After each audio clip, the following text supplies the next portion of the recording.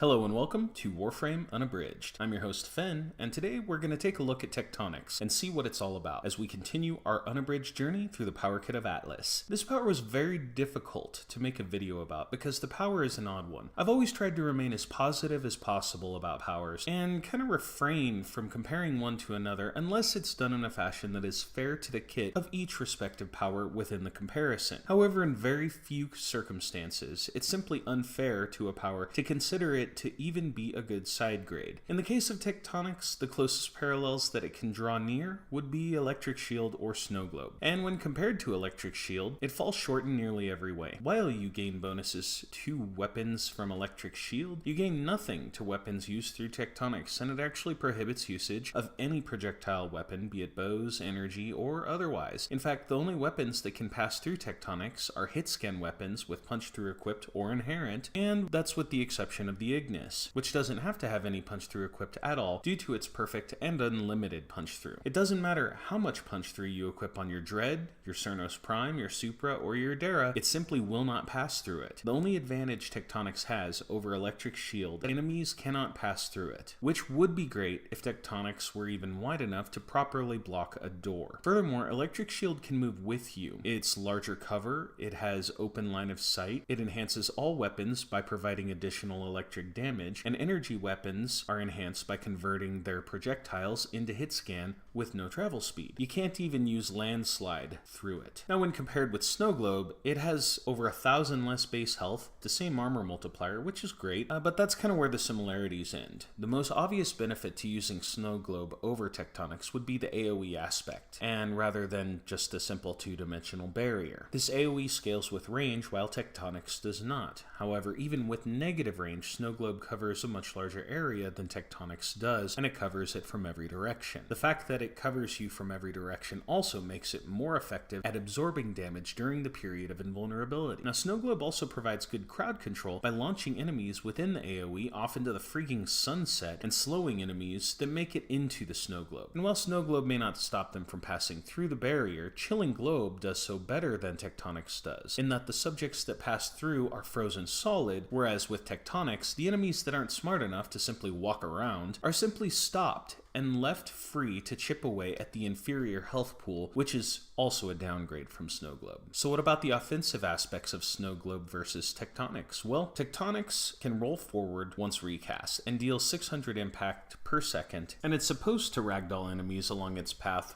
but that's unreliable at best or simply untrue in most instances. Enhancing range on this seems to have no impact on how wide of a path it covers, which is unsurprising. This fails drastically in comparison to Snow Globe as well, which will not only guarantee that enemies be launched back, but it also doesn't rely on power strength or lousy IPS damage to determine its knockback damage. And in addition to that, the knockback of Snow Globe is finisher damage dealt by percentile of enemies' max health, so it bypasses armor and shields entirely, while Tectonics is left with impact, which is mitigated, and puncture, which is also mitigated. The explosion of Tectonics will deal more damage than using freeze to detonate Snow Globe, but the area of effect is terrible by comparison, and the speed of freeze is much faster than the painfully slow roll of Tectonics. While it requires 2 castings to summon and then detonate both the Snow Globe and the Tectonics, there's no reason to even detonate Snow Globe, but you can simply recast and deal scaling finisher damage to all within range who are already too slow to escape. I truly hope you're satisfied when I say this, because it's not that often that I will do so, but Tectonics is inferior in every way to that of Snow Globe. Now, normally I would take a step back before looking at the context comparison, but in this case, Tectonics without its augment serves no purpose within the kit of Atlas. It doesn't synergize with any of his other powers because you need line of sight for both Petrify and Landslide, which it blocks. It's too slow to spam between other powers, and its only neat feature that I could find was that you could launch and establish Tectonics while Petrify was active. But of course, the damage is so lousy that if you wanted to obliterate a petrified enemy, it would serve you better to simply spam Path of Statues. So what about its augment then? Well, Tectonic Fracture is a lot closer to making this a viable power, but it still comes with all of the weaknesses like blocking your own line of sight powers and denying anything that isn't the Ignis, or hit scan with equipped punch through. You may lose the ability to roll them into enemies, but that isn't really a worthy power feature anyway, and since it takes a second casting, you can worry less about the need to reposition walls as you go when you have Fractured equipped. I won't say this about many powers, but this one is absolute crap, mostly by comparison, but even if Electric Shield and Snow Globe didn't exist, it would still be lackluster due to the features of the rest of his kit. Yes, it comes with its uses, and considering the fact that one of his powers contains a spammable invulnerability, another petrifies enemies and stops them in their tracks, and yet another power of his draws enemy fire, Tectonics is just trash at the end of the day. So I know the term rework is everyone's favorite word here lately, but if there is any power in the game that is in dire need of some looking at, and it's this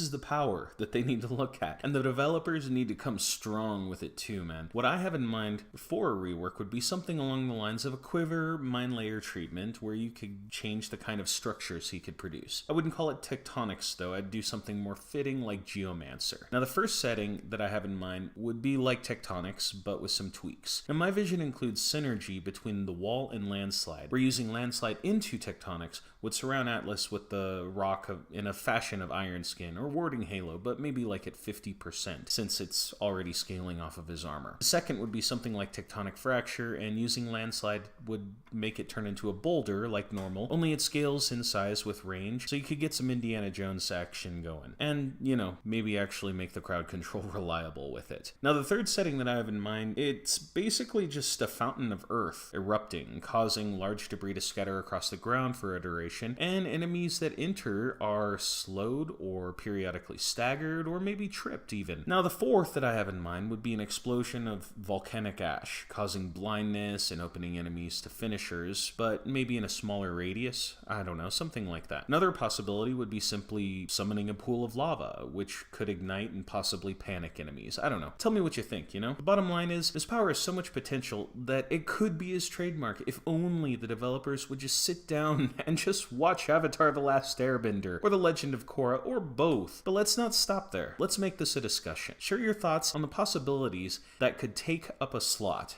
if Tectonics were given the Quiver treatment. Tell me your thoughts and let me know if there's anything you feel that I missed as well. But that's what we're gonna end with today. And if you like this channel, if you like what I do, go ahead and hit the like button. And if you're new here and you want to join us on another Unabridged journey, hit the subscribe button. And if you just can't wait to hear my voice, there's always the notification button. But until next time, this is Finn, signing off.